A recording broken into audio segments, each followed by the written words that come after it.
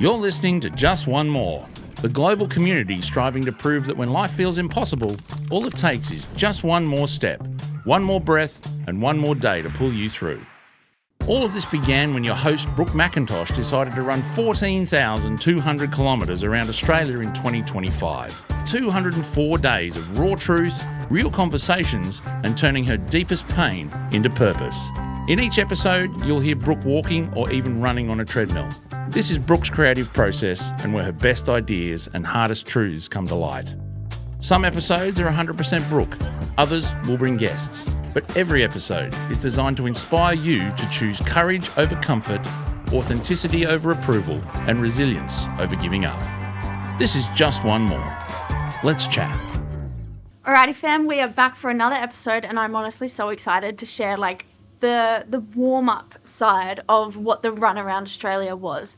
Now everyone sees that, they're like, oh my God, Brooke has done this. And it's like, yeah, well, look babe, wasn't always like that. But it's what happens when you believe that you can do something. You take no as just a no. You don't make it mean anything about you or about your abilities, and you take it as a redirection. So the warm-up of the run around Australia was really the 1,600 kilometre run. Now, I shared in previous episodes about how the 1,600 kilometre run come about. And I remember after my high-speed car accident, just lying awake in my donga after I returned to my mining and construction job. I remember lying awake one night at 2 o'clock in the morning and asking myself the question, how can I have a bigger impact? How can I get more people talking about mental health? And how can we actually destigmatize something that has been built up so long and has been stigmatized so hard? Because reality is, and this is exactly why we are walking and talking to you on this podcast, is two things saved my life: movement and talking. We bash on so much about our physical health that it's actually time we start taking better care of our mental health and our mental fitness. And we stop making it so taboo to talk about. Because reality is, if you've got a heart, if you've got a brain, you've got mental health and you've got mental fitness. Therefore, you need to be exercising it daily. So what are you doing to exercise yours daily? The 1,600 kilometre run, remember lying awake. And I was like, cool, well, you know what? To get more and more people talking, I think I'm going to run Pilbara to Perth. Now, I want you to remember, I never had a running background at all. And this was literally only in October 2022. So from the date of recording this podcast, it's literally 3 years ago. 3 years ago, I'd not even ran a 5K. I'd not even ran a half marathon, a marathon. That was way out of my park. But this night, when I made the decision to run Pilbara to Perth, I messaged two people. I messaged my brother, and at the time, he's now retired this year, but at the time I messaged my brother. He played AFL for Richmond, and I was like, if there's someone who can help me do this and achieve this, it's my brother. He'll have the belief in me. And I messaged him, hey bro, got something epic I'm going to do. Can you help me out? I messaged another person called Nick. The exact same thing. Hey Nick, I've got something I want to do. Can you help me out? Now Nick was a really good friend of mine from a community I was in called K2. He was a physio. He knew so much about the human body. And I was like, if there's someone I can trust to help get me there, it's Nick. The next morning, my brother messaged me back and he said, what are you up to now, sis? And I was like, I'm going to run 1,600 kilometres from Pilbara to Perth. And he just laughed. He had no belief in me, didn't think it was possible. And really, he actually didn't really want to hear about it. He asked me a few prompting questions and how are you going to do this? Who's going to support you? Can your body even do it? So he asked a few prompting questions to get my mind flowing. But really, he didn't believe in me. Nick, I remember he picked up the phone. He called me and he said, hey, what do you want to do? And I told him. And without a doubt, he goes, sweet, you got to get a running coach, you got to get a nutritionist, who's going to be your support crew? And he was straight into the mission with me. Didn't even bat an eyelid. And he introduced me to this running coach. And look, I chose to go with this running coach, but what I did learn is if you want to do big in life, if you want to achieve your big dreams, you've got to have the people in your corner who actually believe in the dream as well and actually believe that you can achieve it. So I hired this running coach, and literally every single week was an absolute mindfuck battle. Every single week I would get messages like, are you sure you can do this? I'm not sure if you can actually run 1,600 kilometers with 9 months of training, but I guess here's your program. You could try, give it a go. And I would always just come up against a battle. Anyway, she would give me my program. I'd stick to it, follow it every single step of the way, and I started running. And I fell deeper and deeper in love with it. And it was through my training phase of that I actually started to heal a lot of my old wounds and a lot of my old trauma. And running actually became my therapy. I remember lacing up, going out for a run, a 20-kilometer run, and I remember getting about 10 kilometers into this run, and I'd hit an all-time low. And I would get into this low, and all these old stories would come up. You're unloved, you're unworthy. Remember when this happened? Remember when your brother said that? Remember when your mum said this? Remember that ex that you dated? Remember when you've got no voice? Remember when that assault happened? All these voices, all these memories started to come up. And in that moment, I wanted to call it quits so hard. But I knew if I was to call it quits, then I was quitting on myself, and I was quitting on my own dreams. And I was quitting on helping and sharing the story with hundreds of thousands of more people who actually needed to hear it. So I kept going through those hard times. And every single time that I had a low, I would push through, I'd say to myself, just one more step. Get to the light pole. Get to the next light pole. Get to the next light pole. And then the run would be done. I would have transcended, and I would have gone through that mental breakdown. I would have had a mental breakdown, and I would have broken through it. And then I'd feel this sense of like bliss and like, oh my God, did I really just go through that? This is why that happened. And I remember actually calling up my brother one day after I had just broken down. I was running 45 kilometers that day in that training phase. And I remember calling my brother and just being like, I love you so much. I see you.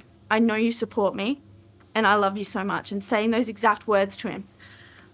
And he was like, whoa, sis, what's happening? And I was just like, nothing. I just want to tell you how much I love you, because I broke through a mental barrier. I kept going, and then I could make sense of what was happening internally for me. I could make sense of the world. This is where I found my bliss in running. And if you're a high endurance, ultra endurance runner, you know exactly what I'm meaning. And it's those moments that you want to give up the most. Those moments you need to keep pushing forward, because you're about to experience a breakthrough that will change your life, that will have you see the world in a complete different sense. So I kept going. And I trained for 9 months to be able to run the 1,600 kilometer journey. I remember sharing this moment with my family, and all my family thought I was absolute batshit crazy. What adventure is she on right now? Who's going to be there to catch her when she falls? And it used to be, and it still kind of is, but it's called The Chronicles of Brooke. What's she up to now? What endeavour is she going to try to do now? But this time it was different.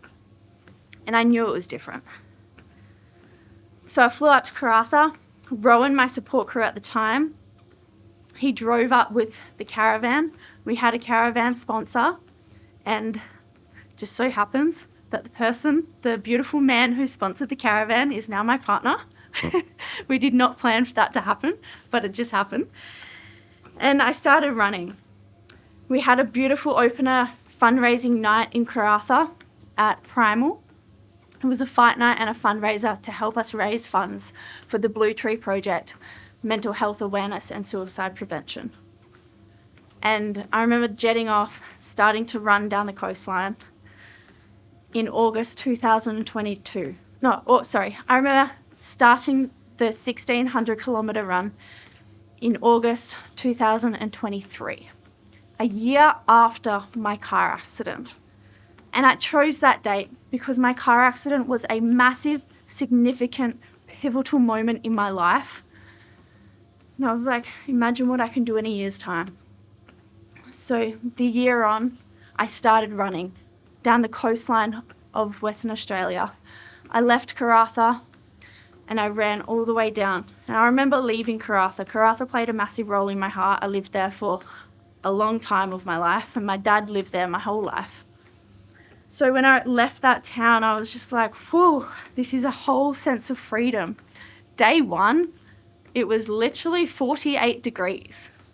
Now, I'd been training in Perth and through Perth's winter, that when I got to Karratha, I was smacked with the heat. And when I left on day one, being 48 degrees, I was like, what the hell am I actually in for? I had blood noses, I was hallucinating, and I only ran, and I say only because now, it is a big distance, but I only ran that day 60 kilometres. And this isn't to discredit any 5 kilometre runs or 10 kilometre runs, but I ran 60 kilometres that day. I struggled every step of the way, and I was like, how am I going to do this? How am I going to do this? I remember my best friend Britta came out that day, and she was just like, babe, you've got this. You've got to keep going. You've got to keep going. And there's a video of us standing right there.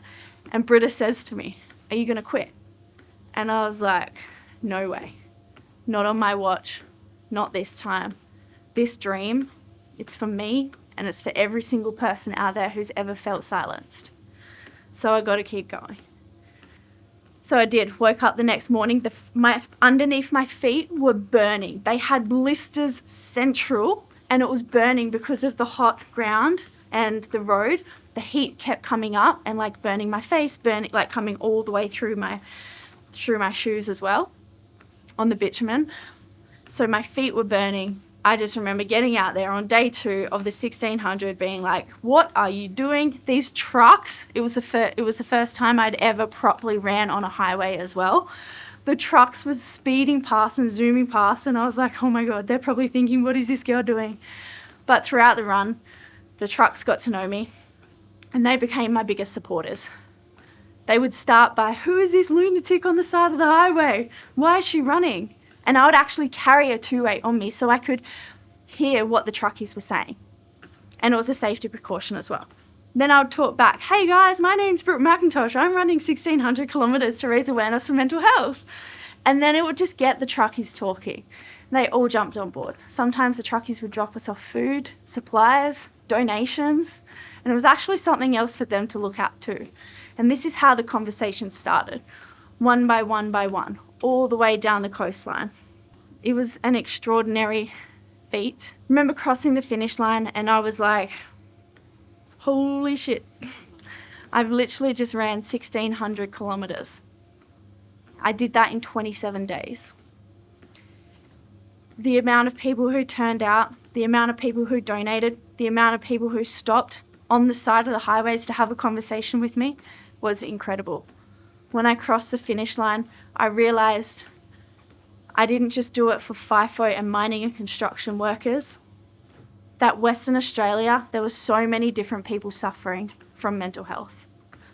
There were so many people struggling with their own mental health or a loss of a loved one who died by suicide. So when I crossed the finish line, I made a promise to myself that I was going to go again. I didn't exactly know what it was going to look like, but a week later, I sent the message out to my team and I said, hey guys, I want to run across Australia.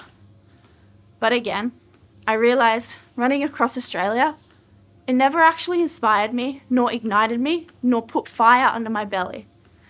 Because I guess it wasn't big enough. And I knew already internally that I wanted to run around Australia. So I backspaced the message and I said to them, hey guys, I actually want to run around Australia. And I wanted to run around Australia because I wanted to go just one more state and have this conversation. Because through my 1,600 kilometre run, I realised how much of Western Australians were actually suffering. And I thought to myself, if this is WA, imagine how much of Australia is suffering with their own mental health and what the suicide rates are like. So I went and did my research. I was like, you know what? You've got to continue this conversation all the way around the nation. So that's when I started to run around Australia. So 1,600 was literally just a warm-up, but I couldn't have got there if I didn't change my communities. I couldn't have got there if I didn't have the belief in myself first. And when I finished the run, me and my family, we all went out for dinner. And I'll never forget this moment. Again, it was a huge pivotal moment in my life and one that I'm so grateful for, because we all went out for dinner. And I remember sitting at the dinner table and I look around and I said to my dad, I'm going to go around and I'm going to ask every single person if or why you did or did not believe in me that I could run 1,600 kilometres. I remember going around the dinner table. My younger brother was like, nah, I didn't believe. My stepmom was like, nah, I didn't believe you. My sisters were like, nah, I didn't think you were going to do it. My other brothers, nah, I didn't think you could do it.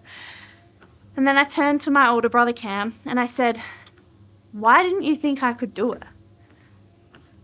And he said, the coolest thing ever. And it was that in the past, whatever hardships you've come up with in life, you've always given up. You've never had the resilience to push through, and you've always given up when it's gotten too hard. So he thought that I was going to have an obstacle, that I was going to have an injury pop up throughout my training, and that I was just going to give up on the dream. And he said, you didn't.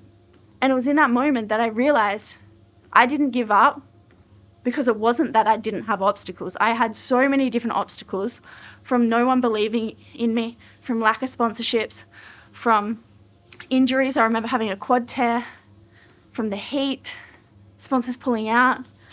So it wasn't that I didn't have the challenges and the hardships. It was that dream was mine to achieve. That dream was mine to chase. And I believe in life, if you go out chasing after other people's dreams and other people's validations and other people's approval, you're going to live a shit life. You're going to give up when times get tough. But if you start putting yourself first and living a life that is aligned to you and your most authentic self, you will do whatever it takes, and you will not care when the no's come. You will not care that someone doesn't believe in you. You will not wait for approval, because the visions that you hold for your life, they don't need a permission slip. They need you to be courageous enough to take action and to move forward. So I wasn't going to wait for my dad to approve me. I wasn't going to wait for my brother to say, you got this, girl. Because if I was waiting for that, I would still be waiting. And I remember that night as well, I looked at Dad and I said, hey, Dad, why didn't you believe in me? And he said, darling, you're my baby daughter. I want to protect you, and I want you to be safe. And that's when it changed for me. It changed because I seen him in a different light. I realized that all any fathers want out there is for you to be seen, for you to feel safe, and for you to be protected. So by my dad not really encouraging me to go out and do it, he was actually helping keep me safe and keep me protected. And he was showing me love that way. And I just looked at Dad and I was like, well, your girl did it, and she's about to run around Australia. And he was like, oh, no. I could see it, but I could also see and feel a whole sense of proudness coming over him, because he realised that his baby daughter ain't here to stay quiet and to sit down. She's here to fuck shit up. She's here to impact, and she's here to have just one more conversation in a good way. But it wasn't all like that.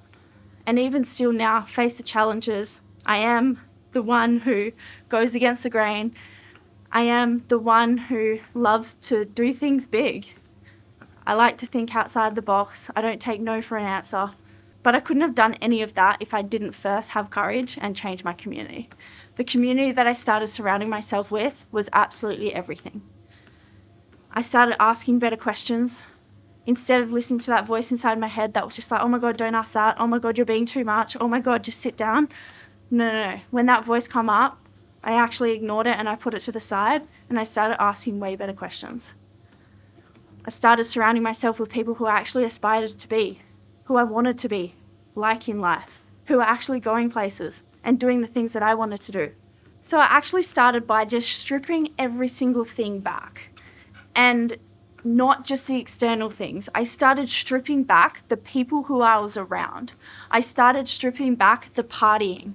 I started stripping back the alcohol, the drugs. I said no more to any of that.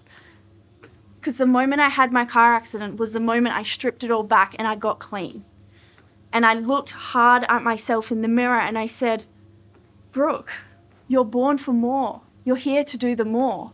So I started stripping every single thing back that was not actually in alignment to my authentic self. I started asking myself the deeper questions.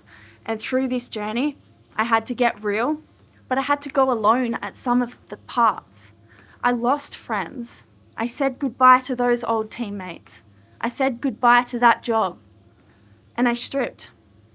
But what I did do is I surrounded myself with the people that I wanted to be like. I surrounded myself in better communities. I was the smallest fish in the biggest pond, and I was terrified shitless when I first walked into that K2 mastermind room, but I realized I needed to be there. I needed to be there because those people were going to help me through. Those people seen something in me that I could never see in myself. And I broke out. I always say I'm the black sheep of the family. I absolutely am. Because what I realize is your family's there to help you and to guide you. But they don't have to understand you. Because it's our responsibility to break out and to seek deeper connections, to seek better communities for us for where we want to go. So I had to say goodbye to all of my old friends. I love them. I still do love them and still do check in with them now sometimes. But I know that in order for me to be a better human and do better things in this world, that I needed to say no. I needed to walk alone for a little and find better communities to be around. And I remember being at this mastermind and a guy in this community called Brenton, he comes up to me. He taps me on the shoulder as I was about to walk out. He taps me on the shoulder and he said, "Where are you going?" And I literally said to him, "I feel like I don't belong here. This is too much for me." And he goes, "You belong here. You need to have and choose the courage to do this for yourself right now." And he said to me, "You've got so much more in you waiting to come out. These people are going to help you pull it all out of you.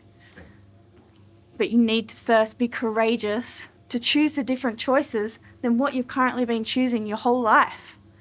You need to let all that go." And that's exactly what I did. I was courageous enough to walk alone for a little, to find my feet. I stumbled, I fell, I cried, but I got back up. And that community was there to help pull me back up. That community was there to help remind me of my why, to remind me that there is more, to remind me that I do belong. And that is the biggest gift that you can give anyone, is a sense to feel seen, heard, and to help them feel belonged. Because I wouldn't have been able to do what I did without them. Nick, he was a part of that community. Seeing the big goals, didn't tell me I was dumb or stupid, I couldn't do it. He was like, "Cool, let's find a way." It's all you got to have, is you got to find a way. So whatever you want to achieve in your life, you just got to find a way. Find the path. And those people will, when you start living a path, when you start living a life that is fully aligned to you, those people will naturally draw to you as well. Opportunities will start coming in. The steps that you need to take will start being more clear for you, and you will start stepping. But you've first got to be courageous enough to do that. Before I started the 1,600 kilometre run, in December 2022, I had two choices. I remember standing at this crossroad and being like, shit, I can keep working in mining construction and being a FIFO worker. I can keep trying to build my business on the sidelines of my full-time job because my full-time job gave me a safe income. It gave me the safety net. Or I can pretty much say, fuck it, I'm going to jump and jump all in. Jump all in to my dreams. And that's exactly what I did. So instead of building my business half-assed while I was still FIFO, I jumped all in.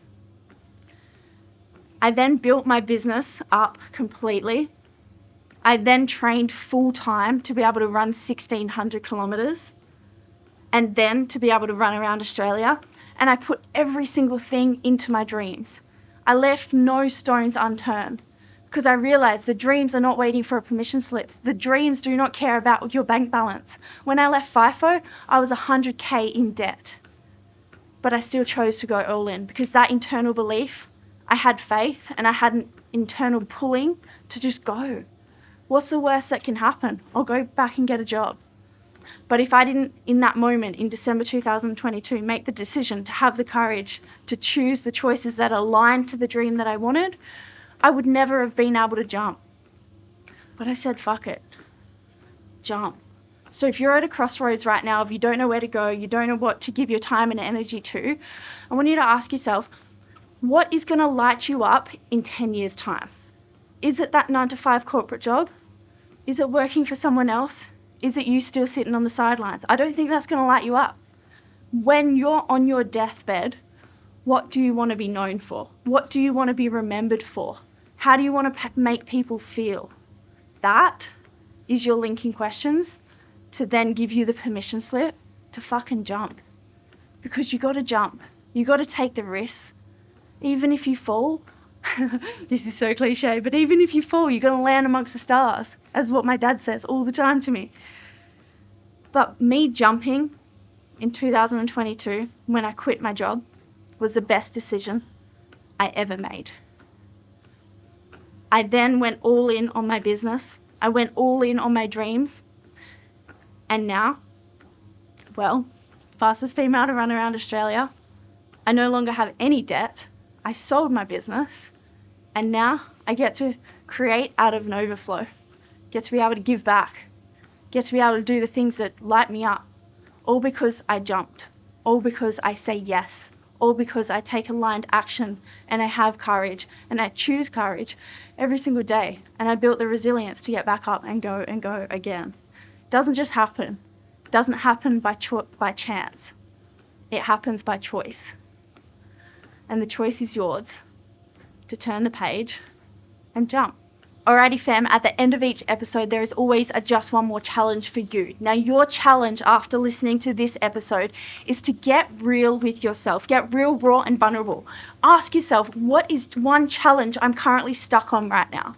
And then I want you to share that challenge with one of your friends, someone in your community. And if you don't actually have that community, I dare you to send that challenge over to justonemore.theofficial and share it with us, because we're going to help you, we're going to hold you accountable and to be able to work through that. And why I say one sentence is because my life changed the moment I got real with myself. If I can change my life, you can absolutely too. So get real with yourself, share that sentence with a community member or us, and we're going to help hold you accountable. You just walked another leg of this journey with Brooke. Thank you for choosing to take one more step, one more breath, and one more day today. Now it's your turn. Hit the follow button, leave us your 5-star rating, and drop in the comments the moment that moved you the most or hit you the hardest. Do the Just One More challenge and tag us at justonemore.theofficial or #JustOneMore. Next episode will drop Tuesday, but until then, keep choosing courage over comfort, authenticity over approval, and resilience over giving up. This is Just One More. Let's keep talking.